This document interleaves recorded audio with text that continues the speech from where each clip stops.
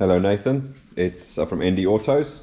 This is the test of your LS400 1UZ FE non-VVT-i from 92 to 94, built for plug and play into an IS200. So we've got it here on our half cut to do all the testing to make sure everything works. So what we're going to run through is ambient temperature, showing inside the car the dash lights, so oil light, etc. Speed sensor, reverse switch, temp gauge, so we'll make all of that work on the gauge. Then what we'll do is force feed an RPM signal, and we'll test out the tach signal to the dash. We'll test out all the injectors, the coils. We've got the coils hooked up so we can see spark. We're going to test the idle air control valve to make sure that works as it should. We're going to test the starter circuit, and I've put a little LED in there so we can actually see that it lights up when we push the key to start. And then we'll go through and we'll look at the trouble codes, how to read them, etc. Okay, so to start off with, obviously we're just going to put the ignition on. So we're quite happy. There's our check engine light. You'll notice that the temperature shoots to hot. So what the device does is effectively when this gauge temperature sensor, so not the ECU temperature sensor, but the gauge temperature sensor, if it's not connected, so in this case because it's not earthed, it will actually shoot straight to hot. It's kind of like a default to say something wrong. As soon as I give it an earth, you'll see it shoots all the way down. All right, so that's why that looks like that before you ask. Okay, so first of all, we're going to go over to ambient temperature. And we are displaying what we should be displaying, and that is our 18 degrees. Okay, so remember this is an analog unit, so it takes just analog signals in and converts them to MPX. So we don't sense all the signals. So ambient temperature, instead of just letting an E appear on the dash for error, we just transmit 18 degrees, so that's what it'll show all the time. In regards to that as well, because it's an analog device, obviously your low oil level, the orange light, that one is not going to work, so you need to remove that bulb, and obviously traction control TRC, so those are the bulbs that you need to remove in terms of that. All right, so now that we've done ambient temp, we're going to go over to dash lights. So first one I'm going to quickly test is the oil. So there is our oil. Okay, just going to earth this out onto the block, and you'll see our oil light comes on and off. So that's working as it should. Now the battery light, the device itself actually self-detects that. So when the voltage drops below 11.8 volts, the alternator light will come on. So there's no physical test that I have to do here. All right, and then we're going to move over to now the speed sensor. So what we got is a little sort of speed generator device, okay, and that obviously generates a signal for us to use. So all I'm going to do now is put it into test mode. Okay, so again, that's your speed for your gearbox, and all we're going to basically do is literally just plug it into here, and as soon as I do that, you can see the speed jumps up all the way. Okay.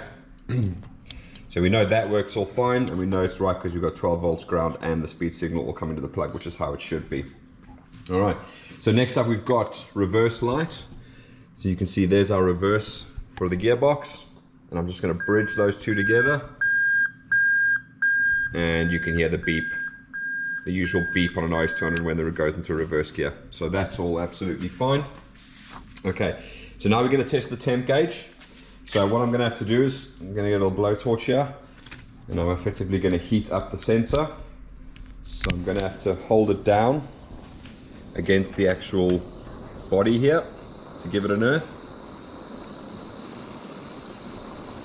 Alright.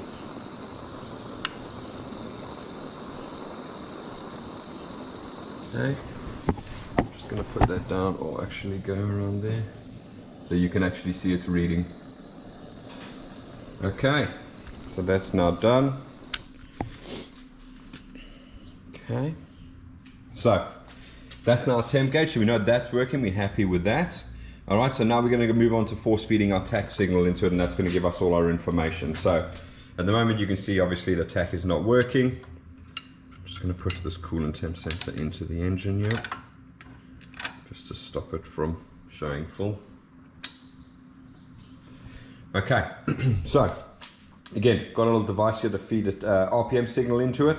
It's not an accurate RPM signal, but it's good enough to make all the things work. So we're just going to do that now. So if you bear with me, And as soon as I do, you're going to hear the coil start going. There you go. So you see you've got a coil hooked up there. We've got our igniters hooked up there. And you can actually see the spark going through there. And on this side as well, you're going to see the spark. All right. So next step now is we're going to do all the injectors. So I'm going to get the camera in pretty close and you should be able to hear the injectors actually clicking. Okay, so we got it on quite a low RPM, so you can hear them clicking distinctly. Okay. And then number 3. And then number 1. Okay, that's left bank done. Let's move over to the right bank. So we're going to go to number 8. Number 6.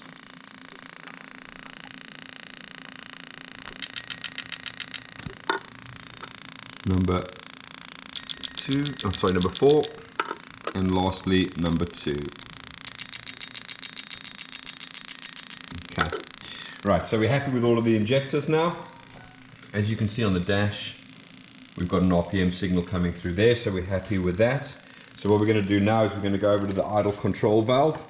Now what I'm actually going to do is, hopefully you can see it, I'm going to try and get the best angle that I can, but you'll see the actual piston is all the way up to imitate the idle control valve being closed, because obviously it's over 1000 RPM. And as soon as I shut it down, the RPM signal, you're going to see it make its way in to be fully open. There you go. All right. So, happy with the idle control valve, so we're good with that. So next we move on to the starter circuit. So this is very, very simple. I've just got the actual starter plug over there, got a little LED in there. Now as I flick over, you're going to hear the actual relay go, but you'll also see the LED light up. All right. Cool, so we're happy with that. Okay, so we're going to move on to the trouble codes now. So on the IS200, if you have a pre-2001 model, you'll actually have a diagnostic plug in the engine bay, just in front of this fuse box is right next to the ECU box. Okay, in here you're gonna have a whole bunch of labels. Now you don't actually have many terminals in here, to be honest with you. Okay, but this one here in the corner where the wire is, that's E1. And then here you've got like a sort of staggered set. You've got one at the bottom, one in the middle on the right hand side, and one on the top on the left. The one in the middle, that is TC for trouble codes. So effectively, if you want to read trouble codes, you'll see the check engine light is on. I'm just going to bridge those two terminals and you should see it go off and it'll start reading codes. So it's going to go 1, 1, 2, 3, 4, and then 1, 1, 2, 3, 4, 5. That's 50, so 14, 15. You've got 1, 2, and 1, so 21. And we've got 1, 2, 1, 2, 3, 4. So that's 24. Okay, so that's how you read the codes on that one. Now, if you've got a 2001 Plus, you'll actually see that diagnostic port is gone, but of course you are in possession of an OBD2 port. So it's pin 4 and 13, or 5 and 13, it doesn't matter, 4 and 5 are earths, 13 is TC in here. Now, your pre-2001 model does have the OBD2 plug, obviously, every IS200 is OBD2 plug, but you have two options with the pre-2001 model, only one option with the 2001 Plus model. Okay, and then just remember, for the gauge device, your actual coolant temp sensor is adjustable. All right, I'm going to do a video today on exactly how to adjust it, but here's the paperwork for that, and I'll try my best to put that on at the end of the video along with the pictures, just so you have that to record. All right, but I will do another separate video just on this item itself. But yeah, so just go watch that video if you want to. The best thing that I tend to find is, with not really able to read the temperature unless you get a separate sort of sensor in, so you can actually physically see the degrees, if you haven't got OBD2 to look at the live data. What I would normally do is let the fan cycle once or twice through, then you know the engine's at running temperature and you're happy. Then what I would do is go in and adjust the device and get your gauge to sit smack bang in the middle where it normally would. Obviously there is a buffer, so it's not going to shoot up and down, you know, with every degree that it's going to change. So yeah, get it up to temperature, let the fan cycle on once or twice, and then literally go ahead and adjust that. All right, but that's all done for you now. So we're happy everything works. So next thing we're going to do is get this in a box and on its way to you. Thanks for watching. Cheers, bye.